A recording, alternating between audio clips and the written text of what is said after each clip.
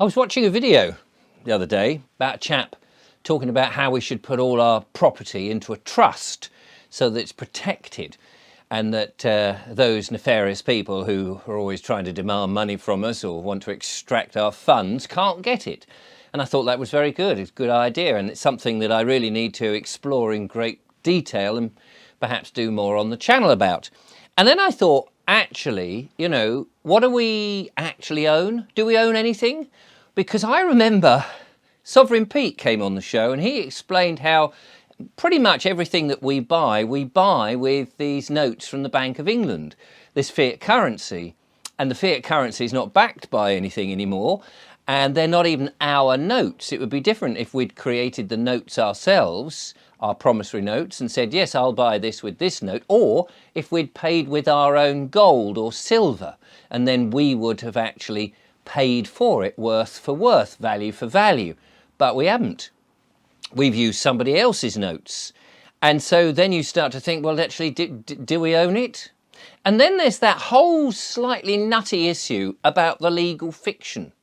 Because everything that we do with utilities, with passports, with bank accounts, with everything, is all done through the legal fiction. It's not us really operating, it's the legal fiction. The legal fiction is the one that's your employer, or if you're a freelance that you say, hello, yes, I'm Richard Bobes, know what I mean, here's my invoice. The money comes into this legal fiction, it goes into the bank in the name of the legal fiction, and it accrues with a bunch of fiat currency that's got no backing to it. And it's all down to the legal fiction, not us as men and women, as whatever we are, souls, consciousness, awareness in a flesh suit. It's not us, it's somebody else's. And that always gets me a bit worried, because if we're using somebody else's, like the legal fiction who's somebody else, if we're using their money, aren't we acting a bit fraudulently? We're sort of stepping into somebody else's persona, a persona created from the birth certificate that is copyrighted by the Crown Corporation, and it's not ours. So do we own anything? I mean, unless we've actually, as I say, we're buying something or we're trading with like for like. So somebody's got a bag of potatoes and I've got a bag of carrots, and I'll say, I'll give you the carrots for the potatoes, and they say, yeah, no, that's a fair trade. Then we own the potatoes. But do we own anything if we've had to pay for it using the fiat currency in the name of this persona, the legal fiction, the fake entity, the dead entity that doesn't actually exist, that only exists on paper? Do we really own anything? And that's a bit of a worry, isn't it? Because then you start to think, well, these assets I want to put into this trust, they're not even mine to begin with. It is a quagmire of thought, and you're trying to work it out. Now, of course, for the people to say, let's say, you know, the nefarious ones who set this up, to be able to then turn around and say to you, actually, you don't own that, they'd have to prove that you weren't the legal fiction. They would have to, basically, they'd give the game away, wouldn't they? So in a way, they kind of tolerate us thinking that we own it. So by the end of the day, we kind of do own it.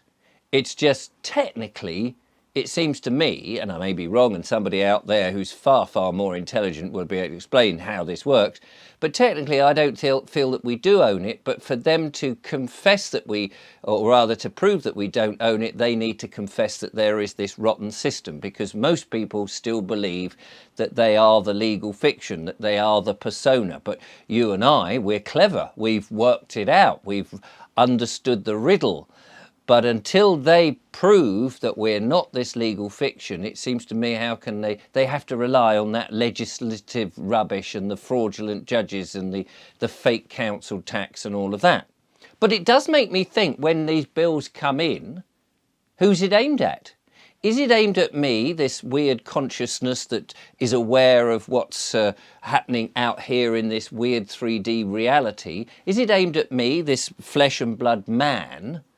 Or is it aimed at a legal fiction that doesn't exist? Should I send the bills then to the Crown Corporation and say, oh, I've had this demand for council tax, for example, now 25% more than last year because they're all going bankrupt and they want to try and get as much money out of us as we possibly can.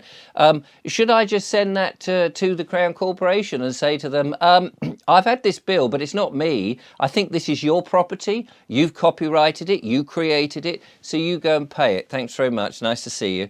Or if they're coming to cull my chickens, for example, not that I personally have any chickens, but I could be a chicken, but I'm not actually a chicken. If they were coming to cull those chickens, could I just say, hold on a second, you're looking for the owner of those chickens. The owner of those chickens that you need to get a signature from to come and do it is not me. It's this legal fiction. I think I better redirect you back to births, marriages and death department, the registration office, wherever it is, or the Crown Corporation. Go to the City of London where the Crown Corporation is, where even the King has to sort of, you know, bow and scrape and say, is it all right if I come in? Well, I don't know, you're a bit of an ugly fella with strange sausage fingers. We're not sure we want you here, to be honest. Go and redirect it to them, because the question is, who really owns anything? And actually, that's a deeper question. Who actually owns anything might be our creator. Because as I think I said this in a video fairly recently, unless you've actually bought from the creator, and where are you getting your money from? Because the creator created the money in the first place, whomever that creator is, whether you see it as God, the universe, source, whatever it is, whatever has created all of this, has obviously created everything. So you can't sort of come independently, we're going outside the creator with a big bag of gold and say, well, I'd like to pay it in this. And say, well, hang on a minute, I created that gold, thanks very much, now on your bike, mate. But if you could, then you'd have to have a receipt from the creator, wouldn't you? And then you could actually say, yes, I've actually bought it. But as the creator has made everything, we're just borrowing it anyway until we snuff it, and then it all disappears back into creation. Whatever that creation is, people tell me it's energy and vibration at the end of the day. So there you are. So do we own anything? Have you put your money and your property into trust? And are you trusting that you really own that? Who really owns it? Are you buying stuff in fiat currency? It's not your currency, it's somebody else's currency. It makes you think, doesn't it? Should you redirect all those bills to the Crown Corporation and tell them to pay it off because actually it's not me? But what happens then if they shut your bank account and say, well, it's not you, is it? All that money in there, or fiat currency in there, it's not yours. So maybe we should get all our money out of the bank, store it into gold, where we can then keep it, even though we bought it with fiat currency, and say, I'm sorry, I'm not this legal fiction at all. I've got nothing to do with that. And we all go back to a system in which we can actually give value for value, worth for worth, like for like. There's a piece of gold for whatever it is that you're buying in exchange for. It's just a thought, my random thought of the day after watching a video about trusts.